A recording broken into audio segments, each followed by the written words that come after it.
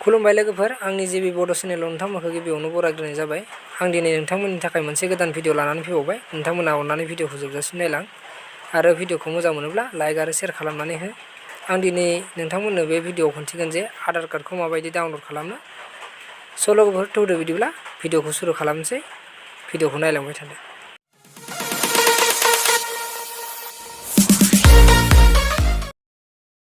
दानिया नोंथांमोना गिबियावनो क्रम ब्राउजारखौ अपेन खालामना लाबानो जाबाय। आं क्रम ब्राउजारखौ अपेन खालामना लाबाय।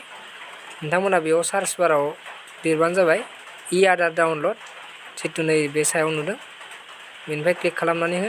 बेनिफ्राय बे सानि जितु लिंक नुदों बेयाव क्लिक खालामनानै होबानो जाबाय। बेयाव क्लिक खालामखांनायनि उनाव दसे सम वेट खालामनांगोन, नेटवर्कनि लोगो खोथा। बेनिफ्राय नोंथांमोना सिङाव फैबानो जाबाय। सिङाव एसे फै, सिङाव फैनानै बेयाव नै डाउनलड आधार नुगोन, बे डाउनलड आधाराव क्लिक खालामनानै हो। बेनिफ्राय नोंथांमोना नायदो, बेनिफ्राय एसे सिङाव फैबानो जाबाय।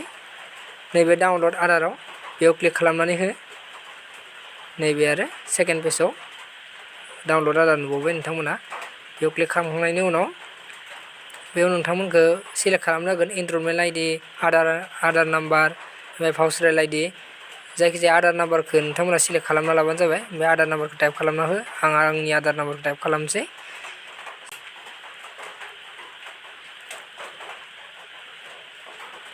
आंनि आधार नाम्बारखौ टाइप खालामखांनायनि उनाव बेयाव केपचार कड खायसेना नुजायाब्ला नेटवर्कनि प्रब्लेमाव बैयाव जितु आइकन नुदों बेयाव क्लिक खालामना होबानो जाबाय।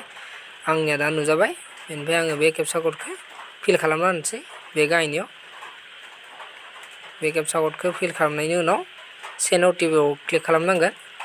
नोंथांनि मबाइलाव जितु नाम्बारा, नोंथांनि आधार कार्डआव जितु नाम्बारा रेजिस्ट्रेसन दङ बे नाम्बाराव अटिपि फैगोन।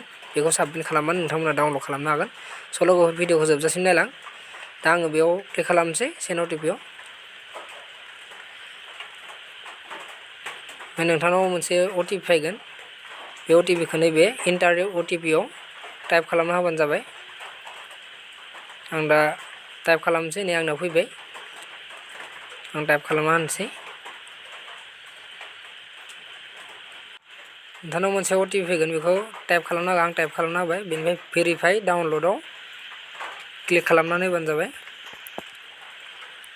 बेखौ क्लिक खालामखांनानै दसे सम बेयाव नै नोंथाङा माबेयाव डाउनलड खालामनो गोसो बेनि बागै खोन्थिदों। नोंथाङा जायखिजाया डाउनलडआव क्लिक खालामना होबानो जाबाय। पिडिएफ फाइल जानानै बेयाव डाउनलड जागोन। आं डाउनलडआव क्लिक खालामबाय। ओमफ्राय दसे समनि उनावनो डाउनलड जाखागोन बेयो लोगो लोगो। बेनिफ्राय बेयाव पासवार्ड बिदों।